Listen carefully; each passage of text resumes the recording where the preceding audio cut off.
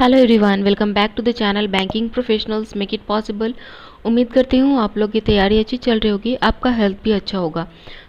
हालांकि मैंने आपको एक वीडियो पहले ही दे दिया है कि आपको किस तरीके से एग्ज़ाम में पेपर हैंडल करना है, बट स्टिल आपके कुछ सवाल हैं तो इसलिए ये सेशन मैं कर रही हूँ। बहुत ज़्यादा ज़रूरत तो नहीं थी, बट स्टिल आपके सवाल हैं तो उसके जवाब बहुत ज़रूरी हैं, क्योंकि एग्ज़ामिनेशन के पहले एंजाइटी होती है। आपका बहुत सारा सवाल जो है दिमाग बहुत ज़्यादा उलझाता है। तो आपका सवाल है कि मैम आपका स्कोर कितना था आरआरबी पीओ प्रीलिम्स में और आपके अटेम्प्ट कितने थे वो भी बताइएगा।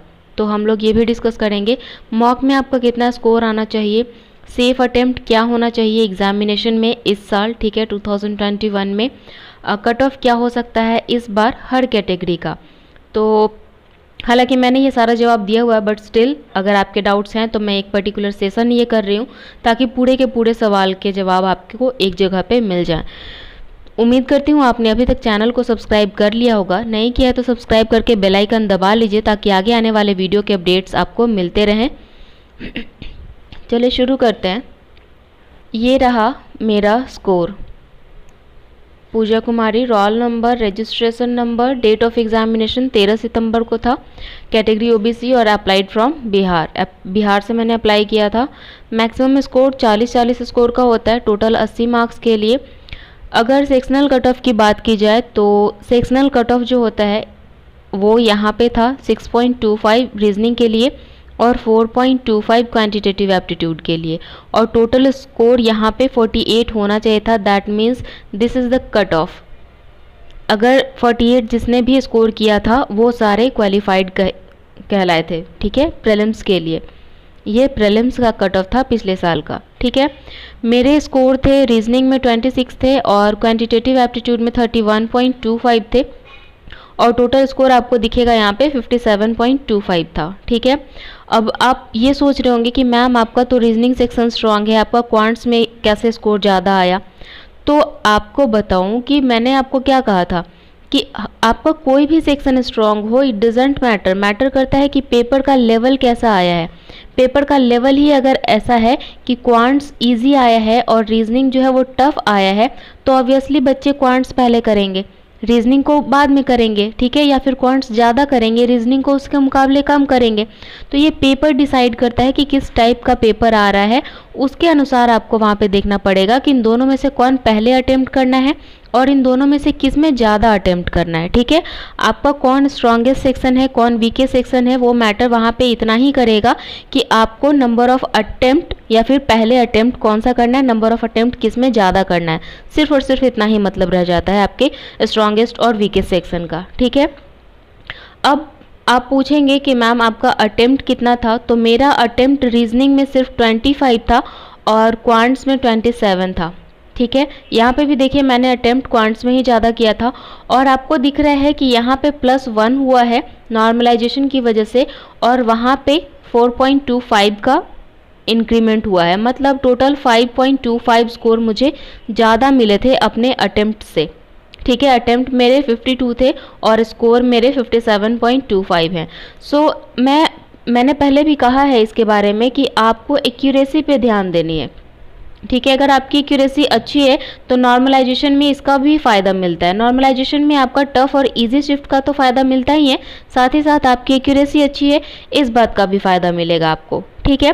उम्मीद करती हूँ यहाँ तक मैंने आपको बता दिया कि मेरे अटेम्प्ट्स और मेरा स्कोर क्या रहा था, ठीक है। अब आगे बढ़ते हैं, कुछ और 2-3 साल के कट ऑफ की बात कर लेती हूँ। तो 2018, 2019 और 2020 में जो कट ऑफ था, कुछ स्टेट का बता देती हूँ आपको, बिहार का, यूपी का, गुजरात का, राजस्थान का, ठीक है, और महाराष्ट्र का, ठीक है। कुछ और कट ऑफ्स हैं, जैसे बिहार में जो कट ऑफ था 2018 में वो 45 था, ठीक है। 2019 में वो 58 था और 2020 में आपको पता है 48 था, ठीक है। यूपी में जो कट ऑफ है वो 50 था, यहाँ पे 58.75 था और ये 47 था। गुजरात में 48.25, 43.5 और 59.75। राजस्थान में था 50.5, 58.5 और 66। महाराष्ट्र में था 47.5, 54.75 और 47.25, ठीक है। तो ये था कट ऑफ। तो अब एक बात बताइए कि इसके अकॉर्डिंग जब तक पेपर नहीं हुआ तब तक कोई कैसे आपको बता देगा कि कट ऑफ क्या जाएगा, ठीक है। तो आगे बढ़ते हैं। मॉक में कितना स्कोर आना चाहिए, ये भी आपका सवाल है कि मैम स्कोर कितना आना चाहिए मॉक में। अगर मैं कह दूं कि आपको मॉक में 40 नंबर आना चाहिए और आपका परसेंटाइल 60 में रह जाए, तो क्या ये बेनिफिशियल है? कभी भी नहीं। आप परसेंटाइल में कहती हूँ कि 90 में रहिए, लेकिन हमेशा कहती हूँ कि 80 प्लस सेफ है। 80 प्लस अगर परसेंटाइल आपका है हर एक मॉक में, then you are safe for your prelims as well as mains also, ठीक है। आप प्रीलिम्स और मेंस दोनों में सेफ हैं अगर आपका 80 परसेंटाइल है तो। लेकिन ये 80 परसेंटाइल काम वहाँ रिस्की हो जाएगा जहाँ पे वैकेंसी बहुत कम है, मतलब 2, 4, 8 इस तरीके से वैकेंसी है, वहाँ पे आपको 90 परसेंटाइल में रहना ज़्यादा बेनिफिशियल होगा, ठीक है। तो आई विल से कि आप मॉक में स्कोर देखने के बजाय, मॉक में आप अपना स्कोर देखने के बजाय परसेंटाइल देखिए, जो कि मैं बहुत बार, हज़ारों बार बोल चुकी हूँ अभी तक। सिर्फ परसेंटाइल देखिए। If you are gaining 80 plus percentile, then you are safe enough to qualify your prelims examination, ठीक है। सेफ अटेम्प्ट क्या होना चाहिए एग्जामिनेशन में? अगर मैं आपसे पूछ लूँ कि आज से 3 दिन के बाद, ठीक है, आज से 3 दिन के बाद आपके घर में क्या खाना बनने वाला है, आप जवाब दे सकेंगे? नहीं। हो सकता है कि कल सुबह क्या बनने वाला है ये आप बता दीजिएगा, ठीक है, क्योंकि आज रात में डिस्कस हो जाएगा। कल शाम तक का बता दीजिएगा, लेकिन 3 दिन के बाद क्या होगा हमारे लाइफ में हम जानते हैं? नहीं। जब तक वो सिचुएशन नहीं आएगा, जब तक वो टाइम नहीं आएगा, तब तक हम लोग नहीं बता सकते हैं। कुछ यही हाल होता है सेफ अटेम्प्ट का। जब तक कि एग्जामिनेशन का 1 से 2 शिफ्ट ना निकल जाए, तब तक हम लोग नहीं बता सकते हैं कि क्या सेफ अटेम्प्ट होगा। सो आई विल सजेस्ट कि पहले पेपर को देखिए। जब एग्ज़ाम हो रहा है पेपर का एनालिसिस देखिए। जब भी आपका एग्ज़ाम अगर पहला शिफ्ट है तब तो ये मौका आपको नहीं मिलेगा। अगर आपका सेकेंड और थर्ड शिफ्ट है तो पेपर का एनालिसिस देखिए, उसके अकॉर्डिंग देखिए कि क्या सेफ अटेम्प्ट अभी तक में जा रहा है, नंबर ऑफ अटेम्प्ट मैक्सिमम कितने जा रहे हैं, ठीक है। बट आई विल अगेन से कि मैक्सिमम नहीं, एवरेज अटेम्प्ट देखिएगा, ठीक है, क्योंकि मैक्सिमम अटेम्प्ट करने के चक्कर में एक्यूरेसी यहाँ पे रिड्यूस हो जाती है। सो आप यही कर सकते हैं कि जैसे ही आपका पेपर ओपन हुआ, आप एग्ज़ाम देने गए हो, पेपर ओपन होता है तो आप लेवल चेक कर लीजिए कि आपका किस लेवल का पेपर आ रहा है। और इसको चेक करने के लिए आपको मॉक टेस्ट घर पे लगाना पड़ेगा। मॉक टेस्ट लगाइए, आपको पेपर का लेवल वहाँ समझ में आ जाएगा और उसके अकॉर्डिंग आपको समझ में आ जाएगा कि मेरा सेफ अटेम्प्ट जो है वो कितना होना चाहिए इस पर्टिकुलर एग्ज़ाम के लिए, ठीक है। पहले से एक वार्निंग है, मैंने पहले भी दिया है और आज फिर से बोल रही हूँ, कोई भी प्री डिसाइडेड मोड में नहीं जाएगा कि मुझे कितना अटेम्प्ट करना है। अगर कोई कह रहा है कि 60 अटेम्प्ट कीजिए, 65 अटेम्प्ट कीजिए, कुछ लोग बोलेंगे कि 50 तो कम से कम करके आओ। यार अगर 40 से 42 सवाल ही बनने लायक पेपर सेट हुआ तो 50 सवाल कैसे बनेगा किसी से? कोई कह रहा है कि 70 अटेम्प्ट करके आओ। यार 70 मजाक चल रहा है क्या? 80 में 70 पेपर अगर अटेम्प्ट करने लायक हो जाए तो फिर क्लर्क का लेवल और पीओ के लेवल में डिफरेंस कहाँ रह जाएगा, ठीक है। सो पेपर का लेवल डिसाइड करेगा कि आपको वहाँ पे सेफ अटेम्प्ट कितना लगाना है, अटेम्प्ट आपको वहाँ पे कितना लगाना है। और 1 से 2 शिफ्ट हो जाने के बाद पता चलता है कि सेफ अटेम्प्ट आपका क्या है। So instead of asking safe attempt, I will suggest कि आप क्या कीजिए, आप मैक्सिमम अपना प्रिपरेशन पे अभी वक्त दीजिए, बस और कुछ नहीं, ठीक है। उस प्रिपरेशन पे काम कीजिए, आपका सेफ अटेम्प्ट वहाँ पे ऑटोमेटिक सही हो जाएगा, ठीक है। कट ऑफ क्या हो सकता है? अगेन जब तक एग्जामिनेशन नहीं होता है, एग्ज़ाम हो जाएगा, ठीक है, पेपर का लेवल पता चल जाएगा, ठीक है, नंबर ऑफ अटेम्प्ट्स पता चलेंगे कि कितने अटेम्प्ट कौन से स्टेट से कौन से कैटेगरी के बच्चे कर रहे हैं।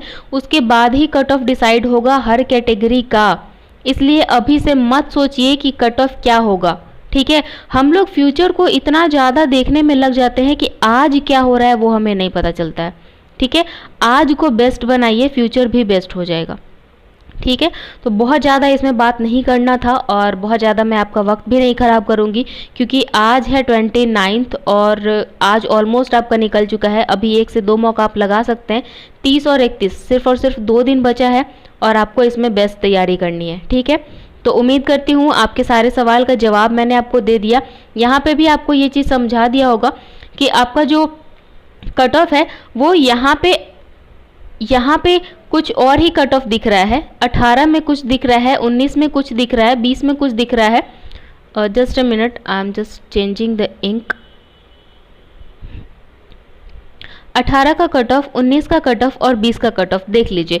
तो हमें नहीं पता है कि क्या कट ऑफ होने वाला है, सो आई विल सजेस्ट कि do your preparation in best way so that आपको कट ऑफ पूछने की ज़रूरत ना पड़े, आपके अंदर से वो एंजाइटी निकल जाए। ठीक है, एंजाइटी आपके अंदर से निकल गया तो आपका पेपर बेस्ट होगा। ठीक है, उम्मीद करती हूँ पूरा आपके सवाल का जवाब मैं दे पाई होंगी। अगर सेशन अच्छा लगा हो, आपके लिए हेल्पफुल रहा हो, तो प्लीज़ लाइक कर दीजिएगा, दोस्तों के साथ शेयर भी कीजिए। और अगर कोई डाउट आपका फिर भी रह गया हो, फिर भी कोई डाउट रह गया हो, तो कमेंट सेक्शन खुला है, आप वहाँ पे कमेंट करके पूछ सकते हैं। सॉरी, 1 से 24 घंटे के अंदर आपको रिप्लाई मिल जाता है। एक छोटी सी रिक्वेस्ट है आप सबसे कि प्लीज़ मुझे 1 से 2 दिन का वक्त दीजिए। शायद मैं 1 से 2 दिन तक कोई वीडियो ना ला पाऊँ, क्योंकि अभी भी मेरी तबीयत बिल्कुल सही नहीं है। मैं गर्म पानी पी पी के आपके लिए सेशन बना रही हूँ, और जिस तरीके से मेरे गले में जो दर्द है वो शायद मुझे नुकसान कर रहा है, और फेस में भी स्वेलिंग आ गया है, और थ्रोट में भी बहुत ज़्यादा पेन है। गर्म पानी पी के आपके लिए सेशन बना रही हूँ। सो एग्जामिनेशन का जो कंडीशन है कि आपका बॉडी टेम्परेचर, आपको सर्दी खांसी और बॉडी में कोई पेन नहीं होना चाहिए, उसको सेटिस्फाई करने के लिए मुझे 1 से 2 दिन का ब्रेक चाहिए होगा, और मुझे रेस्ट चाहिए। क्योंकि अगर वहाँ पे मैं खांसी या छींकी तो वो लोग पहले मुझे आउट करेंगे। पिछले साल मेरी एक फ्रेंड के साथ हो चुका है। So I hope you all will understand and you all will support. Thank you for all your support in advance. एक छोटी सी रिक्वेस्ट, अगर आप भूल गए थे कि चैनल को सब्सक्राइब करना है तो सब्सक्राइब करके बेल आइकन दबा लीजिए, ताकि आगे आने वाले वीडियो के अपडेट आपको मिलते रहें। सॉरी, हाँ, मैं 2 दिन तक शायद यहाँ पे एक्टिव ना रहूँ, बहुत ज़्यादा इमरजेंसी रहा तो डेफिनेटली आऊँगी, क्योंकि आपका डाउट क्लियर करना ज़्यादा ज़रूरी है। बट यस, अगर यहाँ एक्टिव नहीं रही तो टेलीग्राम में आपको ज़रूर मिलूँगी, वहाँ पे आप पूछ सकते हैं @बैंकिंग प्रोफेशनल्स। आप टेलीग्राम में सर्च कीजिएगा, वहाँ पे आपको मिल जाएगा। ये ग्रुप भी है और चैनल भी है। आप अपना क्वेश्चन जो है वहाँ ज़रूर पोस्ट कीजिएगा अगर मैं सेशन ना ला पाई तो। Thank you so much for your support and love. I hope you all will understand and you all will support. Thank you once again. Thank you so much for your support. तैयारी जारी रखिए, मिलेंगे अगले session में। All the very best for your examination. Have a nice day. Bye.